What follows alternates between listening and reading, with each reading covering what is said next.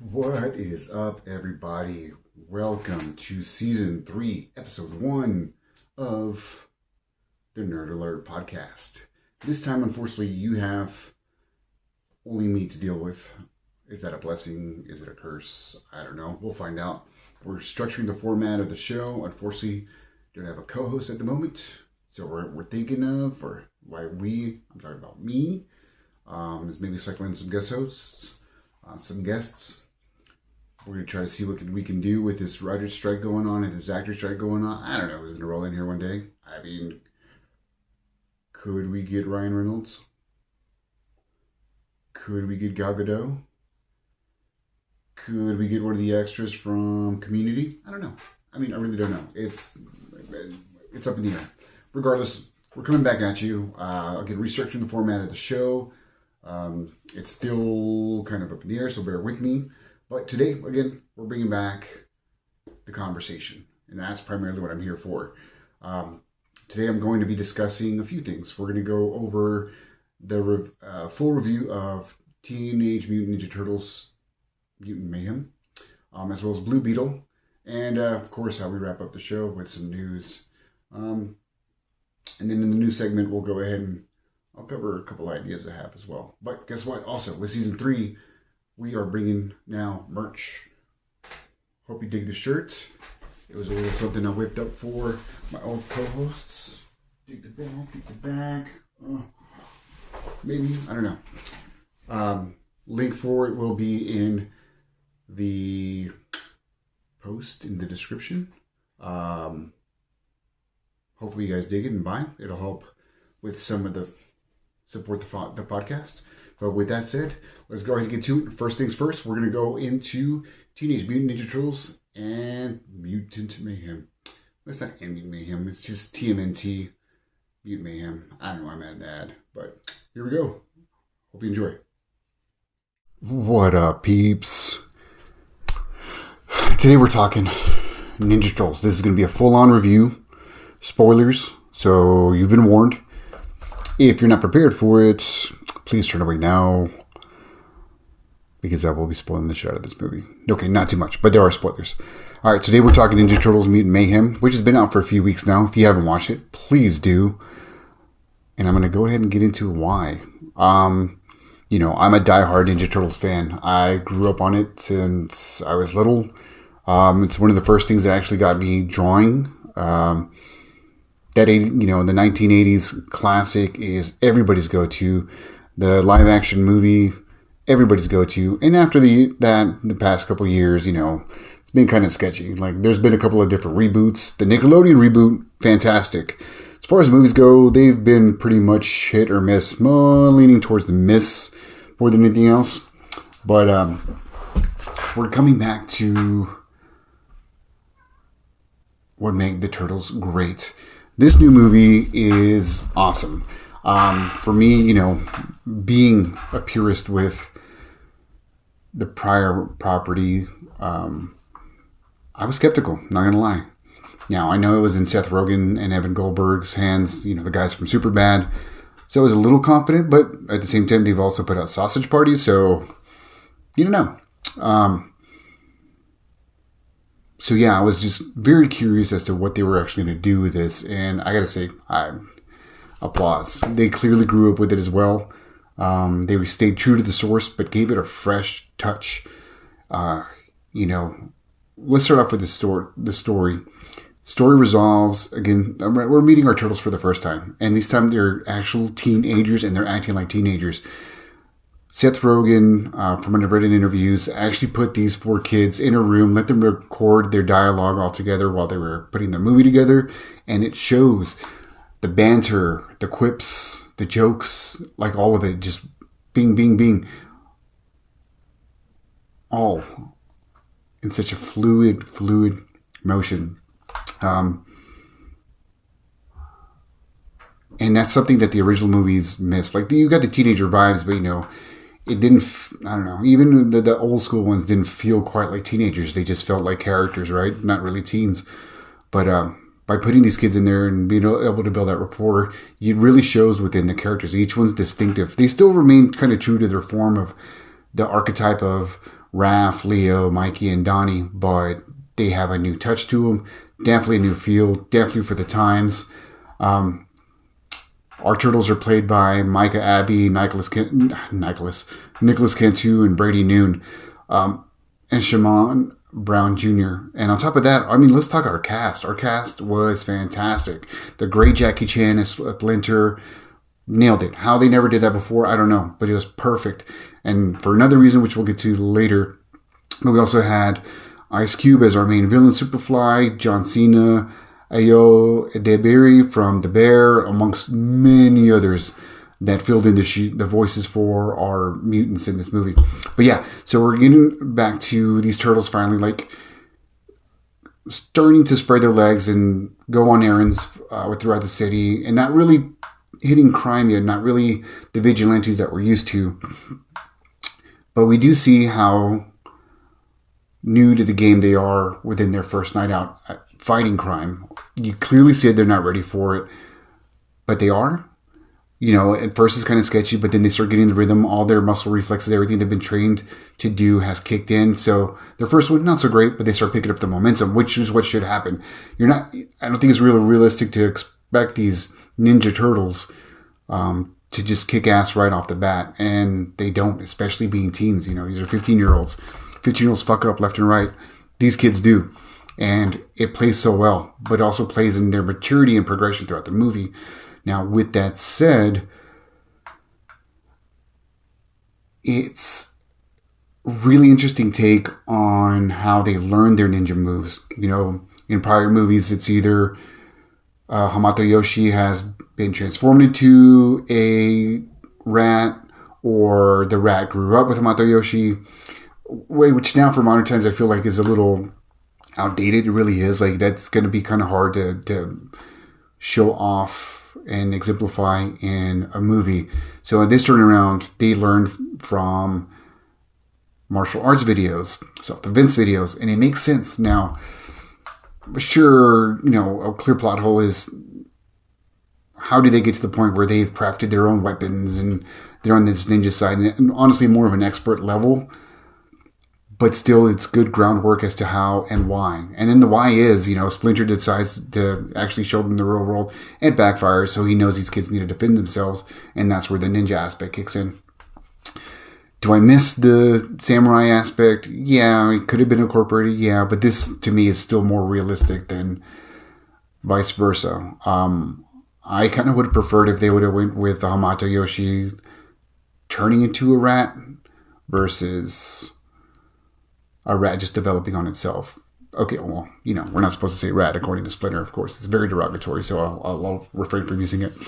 But as far as the origin stories, you know, it's still the same TCRI experiments got on these little turtles. But not only that, that experiment had a wider range, as we see that there were more mutants involved with this transformation. And that's where our villains come in. And I say villains very loosely. They're, you know what, never mind. It's a straight up villain. The guy, like Ice Cube, Superfly, which is a different take on, I feel, Baxter Stockman. He took the place of Baxter Stockman's form that we know as the Fly,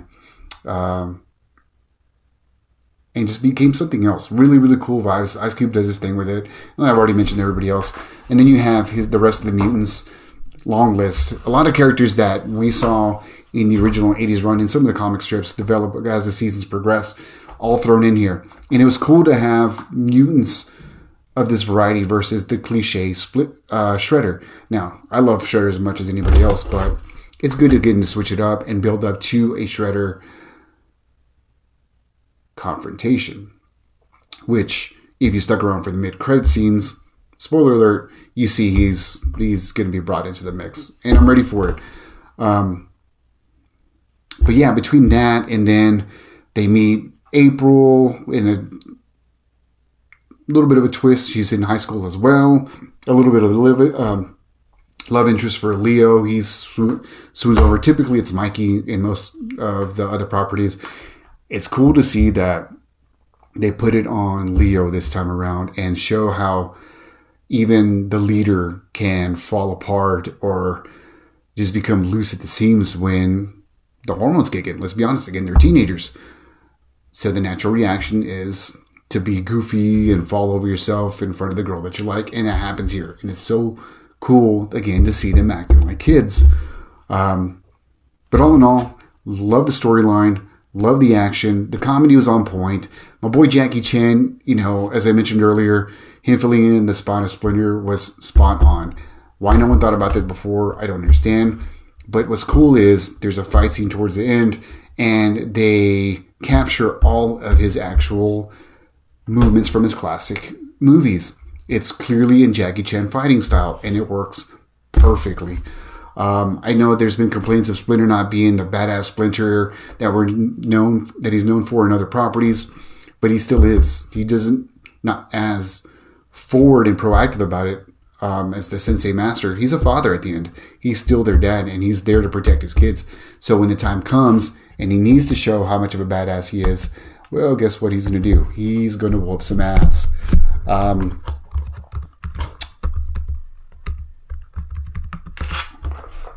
And on top of that, I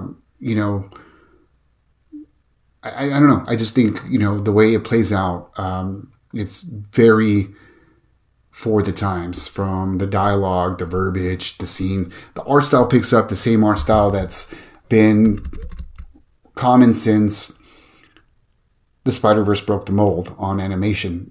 It's that sketchy, pastel, messy but cool, very vibrant and urban.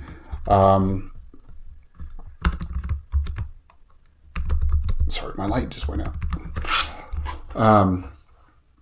And it works. It looks beautiful. It's a great movie. And let's talk about the soundtrack. The soundtrack was fire. I mean, we had all kinds of old school hip hop, mid-range hip hop. They even had one of the best Easter eggs in there when they dropped the Vanilla Ice Ninja Rap in the middle of the movie out of nowhere, and it worked so well. There's so many Easter eggs throughout the whole movie. I dare you to just go through them. There's so many, but the soundtrack was great and staying again in tune with what the precedent that across the Spider-Verse and Into the Spider-Verse has already set. I want to go ahead and say that this probably is right there for me with the original Ninja Turtle movie. The last two reboots, they were Michael Bay properties. What were you expecting, right? They were very sloppy. I don't know, not very close to the source material. The second one kind of leaned more into the campiness of the cartoon with the Krang. Shredder was misused yet again. He looked cool, but he was a throwaway. I actually like that more than the first one for some reason, just because they leaned into the camp. But prior to that, like, the last CGI Ninja Turtle movie was TMNT, which is a sequel to the original set. And honestly, the first one is really the one that holds its own out of all of them. The Secret of the Ooze is great for memories, but if you go back and view them, it really is super cheesy and way more comedic than it should have been. But they were leaning in towards the family aspect in that. And then the third one, we won't even talk about the third one.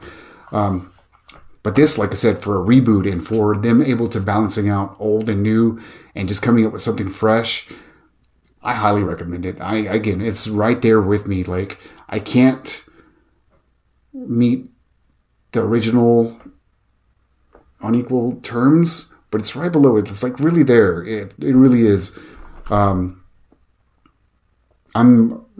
really looking forward to the sequel, which of course got greenlit right off the bat. I mean, shocker. They've already made 135 million globally, so that's not to be expected. And as I mentioned, we have the Shredders being cameoed there.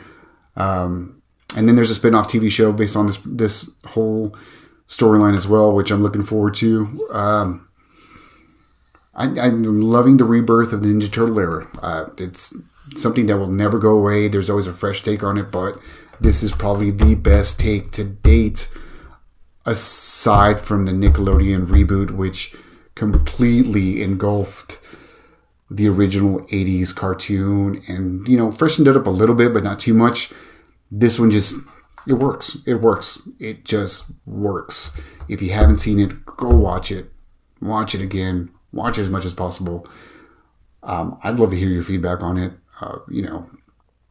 It's a constant conversation piece for me to date with people. There are some purists that aren't a fan of it. At the end of the day, I mean, if you're a purist, not even the originals are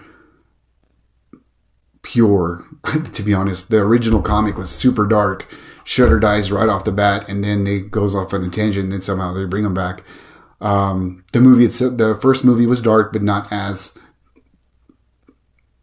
adult themed as it should have been. Leo never even uses his swords. Like, it's about time Leo started using his swords. Now, I've heard they're aiming towards an R-rated version of this for the adults. And then also we've got the Last Ronin video game that's around the corner to kind of quench that thirst as well. So I don't really need this Mutant Mayhem world to be more mature than it is. It's a teen vibe and needs to stay a teen vibe. It needs to keep with that whole mood without any heavy adjustments. Watch it, people. All right, folks. So now I'm going to go ahead and talk about a movie that I'm a little late to watch, and that's Blue Beetle. Came out a few weeks ago for different reasons beyond my control. I caught it late, but originally, I will tell you, my feeling for the movie was kind of, I'd say, mid. Just, it's a DC movie, and, you know, DC movies have a history, so I didn't really know what I was going to walk into. I had high hopes. I love the character from Young Justice. I love the character from the comics. I love him from Brave and the Bold. Like, he's got some presence all over the place. The character's a lot of fun if done correctly. Now, with that said, the initial trailer did leave me a little underwhelmed. Like, it looked cool, but it didn't really look finished. But then we get to, I think we had 3 trailers. By the 3rd trailer, I was sold. I was really hyped for the movie. Like, it had a fun feeling to it within there. With that said, I enjoyed it. I loved the hell out of this movie. Way more than I expected to. It was so much fun. It's a great family movie. It's the perfect way to end the summer as well. Awesome popcorn flick. But yeah, it's truly a great summer movie. Overall, great comic, superhero movie. You know, it does cover some tropes that we're familiar with, but essentially, quick recap. Jaime Reyes, played by Xolo I know how to say his name, Xolo Madurenya, is basically thrown into this world with this scarab. So he's just gone to college. He's graduated. He's come back home, and his family's not in the best place. So he's doing his best to help out where he can. And with a new degree, he was hoping for shooting for the stars, but unfortunately, he's shot down and having to pick up a job wherever he can. So he ends up working with his sister at a hotel. Yada yada yada. They come across and they stumble upon the scarab, and just the hijinks start from there. And I do say hijinks because it's a lot of fun. The scarab is of alien nature. It belonged to the original owner, Ted Kord, who is missing at this point. And if you're familiar with the character, that's one of the OG Blue Beetles. So he selects him, and he starts, he gets this symbiotic armor. And then he's coming into conflict with Ted Kord's, I believe it was his sister. I don't remember off the top of my head, but played by Susan Sarandon. They're trying to get the technology so they can go ahead and expand one of the villains, which is OMAC. And if you're familiar with it, it's a one-man army corps from the comics. So they're looking to expand and improve the design of those with that technology. It covers a lot of tropes they're used to. You're going to get a lot of familiarity with, like, Peter Parker, Miles Morales coming up, as well as a little bit of Tony Stark with his suit and how he accommodated to that. But yeah, it was great. Even though that we're familiar with the story, the movie handles it in a very, very nice way. One of the main points of the movie is the family dynamic. It's a Latin family, so as a Latino, I understand and know that Latin families are very strong on the good and the bad side. They do cover some stereotypes and some cliches, but unfortunately, those stereotypes and cliches are actually accurate. For instance, Jaime goes in to apply for this job, and they assume he's going to go work in the warehouse or in the back, something of his not of his caliber, and that happens. I mean, you walk into an office as a minority, and you're expected, or they're kind of pointing you into the other direction, and as well as mispronouncing his name, like that happens all the time. My name is George. I get Jorge, hey, Jorge. Like it's just, it can get butchered, and it happens. I have read that, one of the nitpicks of the movie was the strong inclusion of the Latin culture.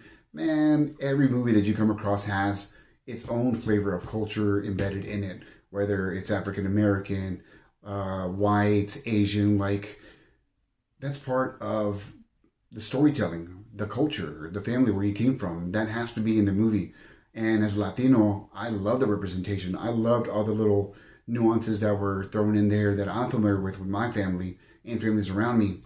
Can they be cringy? Yeah, but that's life. That's family. Those cringy moments do happen, from his family dropping him off for a job and being annoying at the front of the building, to sticking with him through this fight at the very end. Like it's that strong support system that we have as Latinos that's really emphasized in the movie. And I loved it. I loved all the humor on there. Like I said, Xolo was awesome as Jaime. He was very charismatic. I love him on Cobra Kai, and he really owned this role. And I'm really happy that with the DC reboot that he's going to stick around for a while, because he needs that opportunity. Like he deserves that chance to continue to expand this character. He's supported by his family in the movie, as I mentioned. He's got his parents, his abuelita, his nana, his sister. His sister is one of the cons I had, Milagro. She was cool, but a lot of her jokes were very lowbrow. I mean, I think too lowbrow. So those kind of made me cringe, and probably not my favorite moments. But the rest of the family was cool. Spoiler alert, we did have a Uncle Ben moment in the movie with his dad, but it plays out so well. As I mentioned before, Latinos are very strong. The way they handle it is, we're going to mourn later, we got some shit to handle, and then we'll go back and cry about it. And they do. And it's played in such a great way, in an authentic way, I feel. Speaking of Nana, like, there were some hiccups regarding her portrayal. She's a little goofy at times towards the end, but it still works. Like, I think it caveats where it might be a little over the top, but I found it funny and I found her amusing. But yeah, the movie was so much fun. It was very vibrant. It reminded me of like a live action Across the Spider-Verse mixed with maybe Black Panther, Wakanda Forever. The family characters were all great. George Lopez, who plays his uncle Rudy, honestly, I'm not the biggest fan, but I thoroughly enjoyed him in this movie. He was such a great supporting character. He plays a techie, a garage techie, uncle to Jaime, conspiracy theorist, but it just works. The humor's there, and he's also that voice of reasoning for him too. And I'm as surprised as you are. I really didn't think I was going to like him. Using a practical suit was so refreshing. I liked it. I know it's been compared to a lot of those old Saban episode shows, Power Rangers, etc. Yeah, I can see where you see that, but it's been refined with a little CGI versus a whole CGI suit, which I have not been a fan of for a while. Like, Spidey's suit is all CGI, and I honestly didn't stand that. And I'm talking about the Tom Holland ones. So the suit looks awesome. He was picture perfect and accurate from the comics. I mean, it was on point. I didn't like that they acknowledged the DC heroes, that Superman and Batman exist in this world without specifically saying which versions they have. Because again, this DCU's been rebooted, so it works. So it doesn't pigeonhole them into this old universe and opens it up for whoever they end up casting in the future. And first and foremost, I love the Mexican cultural references. At the very end, there's a mid-credit scene that hits so hard for me. Coming up, growing up with my mom, used to watch Televisión, and one of my favorite shows was, segments on the show was El Chapulín Colorado, one of my favorite heroes. And what they did with him in this was just so touching. Loved it. Now, the movie was fun, but it does have its quips. I really did enjoy the villain aspect. We had two villains. I'd say they're pretty on par. So you had Ted Kord's freaking sister, played by Susan Sarandon, who was great. She's charming as she usually is, but you could tell she was phoning it in. But to her acting chops, even though she phoned it in, she still killed it. She was still great in the role. I still love the engagement of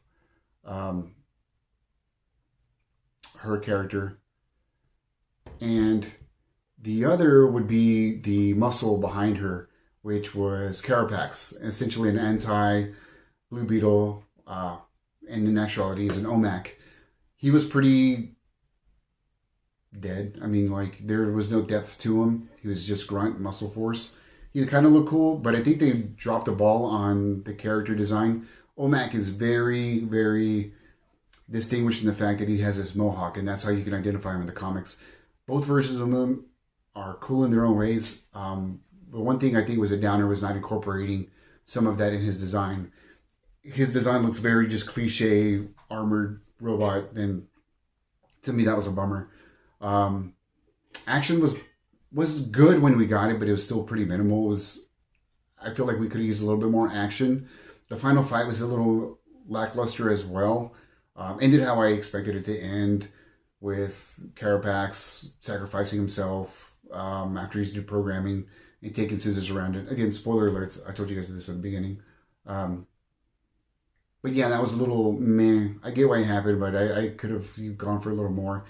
I'm happy that they didn't go with the reach, which I know a lot of fans wanted in this movie. I think they could have waited until, I think they played it right, and they're going to save that for the other movies. That's a perfect way to move forward with the reach. Not in this one. This one, it played the way it needed to play. And then, you have Ted Kort's daughter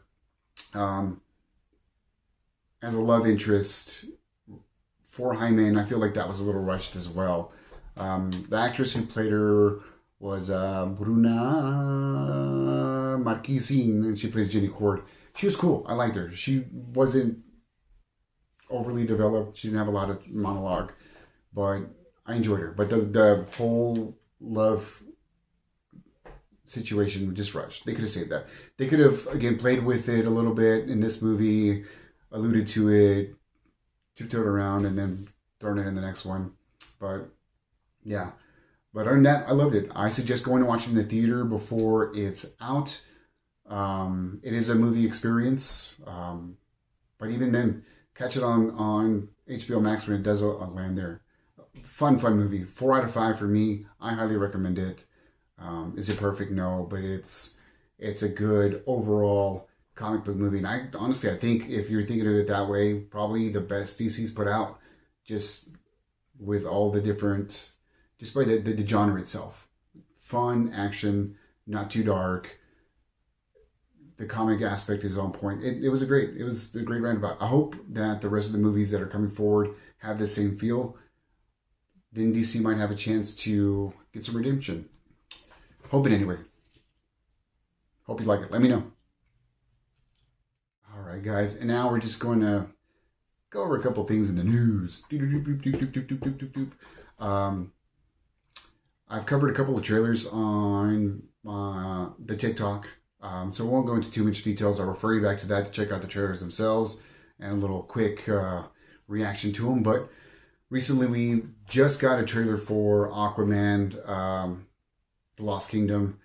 I don't know how I really feel about that one. It looks pretty CGI, heavy, over comedic. It looks bland, honestly. I'm honestly probably going to wait till HBO Max to check it out. I don't think that's going to be a theater movie for me.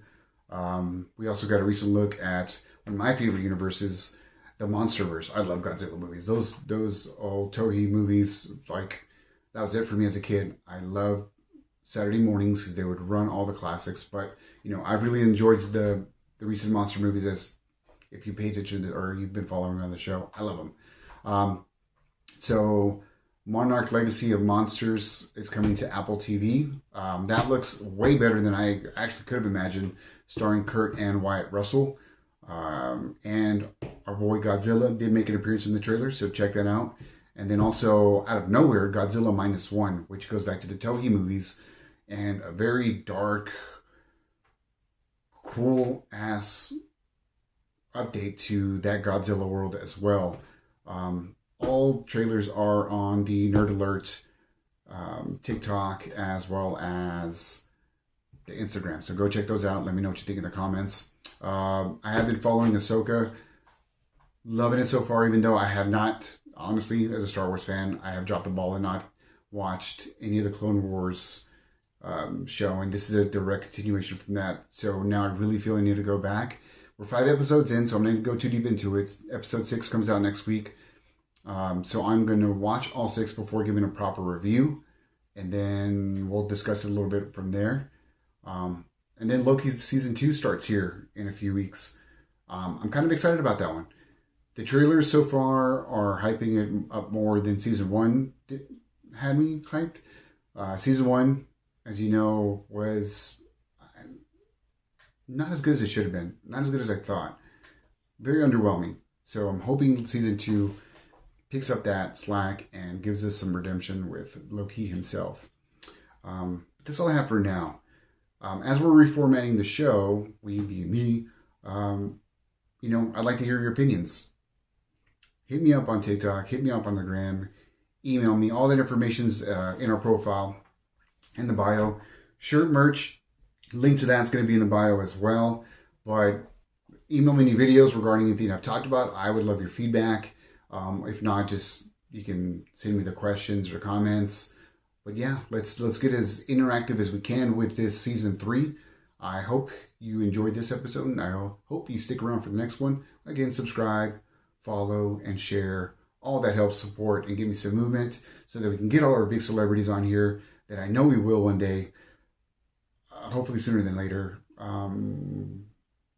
Yeah, hopefully. But once again, I appreciate you. Peace.